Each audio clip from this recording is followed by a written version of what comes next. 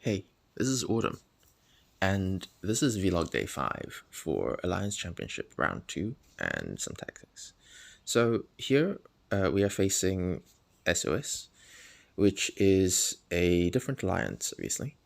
And what you can do is actually look at their strategies, what they did in the first round, how they oriented up their people, and then adjust your own Alliance Championship team to match that.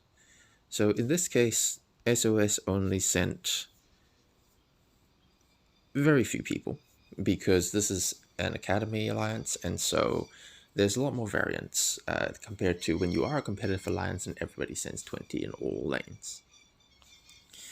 So we are going to just win because you can actually check the previous round and see what they sent. You can watch the replay, or you can tap the battle report at the bottom right, and you can actually see what people sent. Hopefully, if they are a team or an alliance that sent a lot of people, they will reveal all of their 20 people.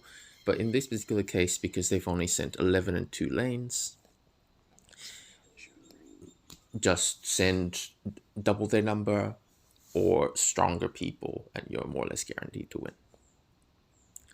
So in our case, you could actually change teams around. You can change people. You can swap lanes around, or you can go into the team and adjust which people to send.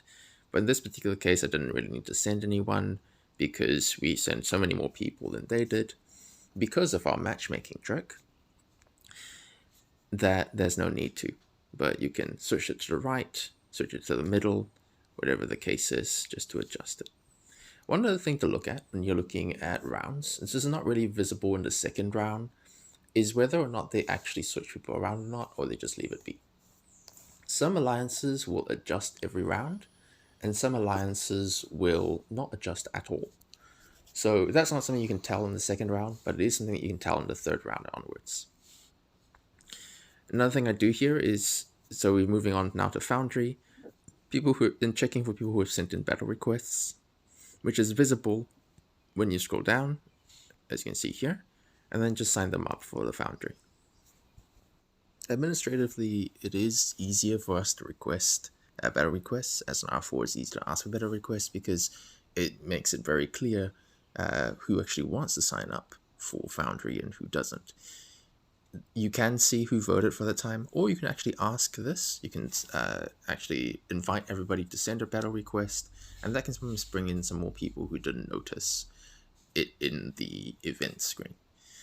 Of course, people who forget to send in battle requests often don't show up, even when they do send in a battle request, but just in case, it is helpful to give people a reminder. So I'm just going through both Foundries and making sure that people who did send in battle requests are signed up to Foundry, and that means that they won't have an issue where they go, I really wanted to play Foundry, why wasn't I signed up for it? Which is something that does happen if you are not very careful about battle requests. One thing to note about battle requests is that if they leave the alliance and then come back, their battle requests will get removed, and so will their voting. And in Foundry, of course, you want to send only the people that you know for certain will go to Foundry, because the way that the matchmaking works is that they will match the total troop power of your 15 players or more to the other side for an equivalent troop power. And if people sign up to it, or are signed up to it, and do not show up, then the troop power that is searched for is going to be matched on the other side, and you're just going to be outgunned from the get-go. So it's actually almost better to send less than 15 people. So it's almost better to send 15 people, or if you have less than 15 people, to then make it up with weak powered players, which is something that I'll show in the next video, or when we get to that, which I think is in 2 days-ish, than it is to send as many people as you can, because you're almost always going to be outgunned and therefore have a really bad battle and therefore lose. Because winning gives you more points and more resources than losing. That being said, I enjoy it when opposition sends me 30 people and only 3 people show up, it's great. It's an easy win. So if you're facing Aka or any other alliance or Ivan, please go ahead and keep sending stuff. I mean, it doesn't matter to me. I'm leaving the game soon, but just as a joke. So just doing the schedules again. This is something I do every day, and I schedule every day in advance. And again, just checking to see what's going on. Once again, this is just me showing what I do on a day-to-day basis. So I genuinely do this on a day-to-day basis.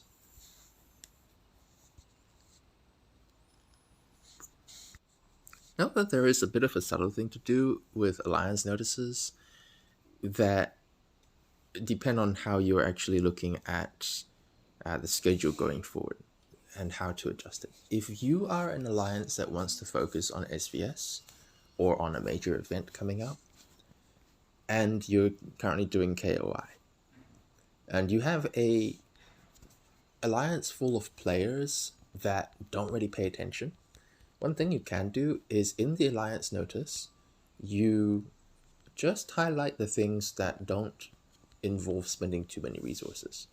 So even though in this case I'm kind of doing Essence Stones, Widgets, Mithril, what you can do is also just remove those entries.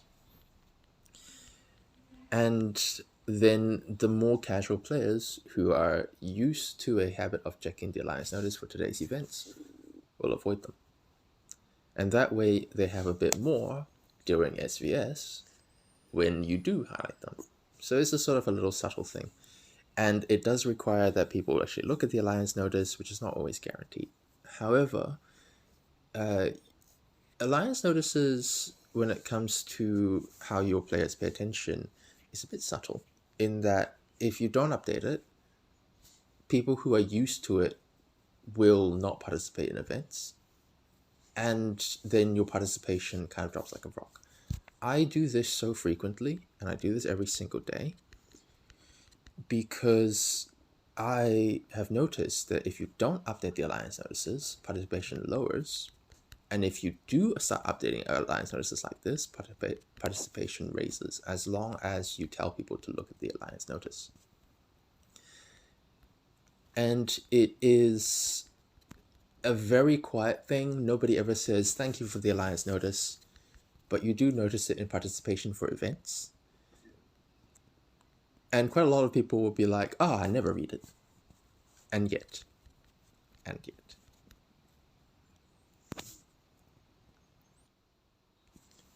Note that in top competitive alliances, this is not necessary, because most people who are very keen about the game, or very passionate about the game, will look up the events themselves in order to do everything they can to get stronger. So it's not strictly necessary for a top alliance to do this, but it really helps any alliance that has more, I guess, more casual or less passionate players, people who are a little bit clueless, shall we say. And so having that kind of caters for that particular audience of people, which is helpful if you have a moderate activity alliance or a low activity alliance that you're trying to encourage to do more. So it is really a strategy, in a way, for an R4 or an R5 to increase activity in events, and it doesn't necessarily have to happen if the activity is already very high, although it helps. I have seen top competitive alliances use it. I have seen top competitive alliances not use it. It's really a matter of how organized and how much admin the R4 and R5 of a top competitive alliance will want to do it for.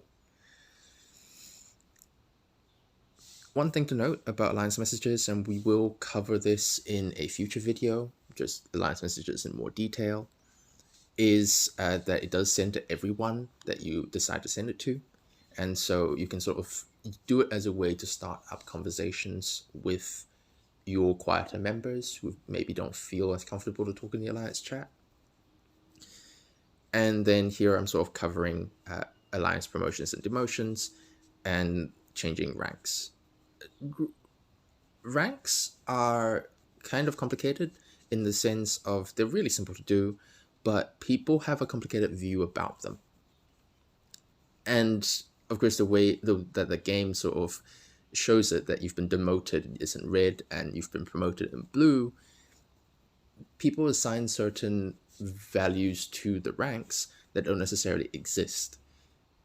All ranks are is a way to categorize your people when you do sort of distributions for Fortress, or uh, just sort of kind of like showing a sort of divide there.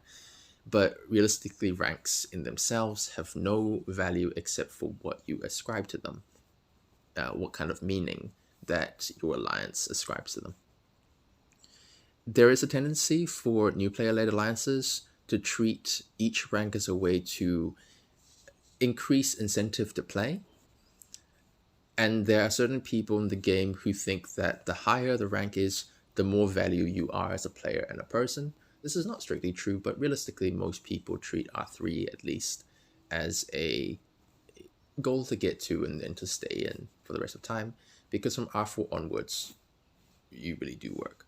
However, one really big hallmark of new player-led alliances is a bajillion R4s.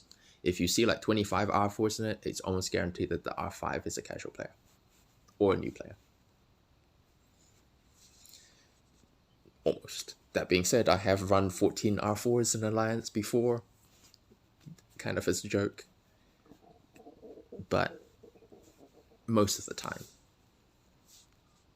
it's someone who didn't really pay attention to what the game is about, because having that many cooks makes it a really hard way to run an alliance. And when you don't know who did what, although you can check.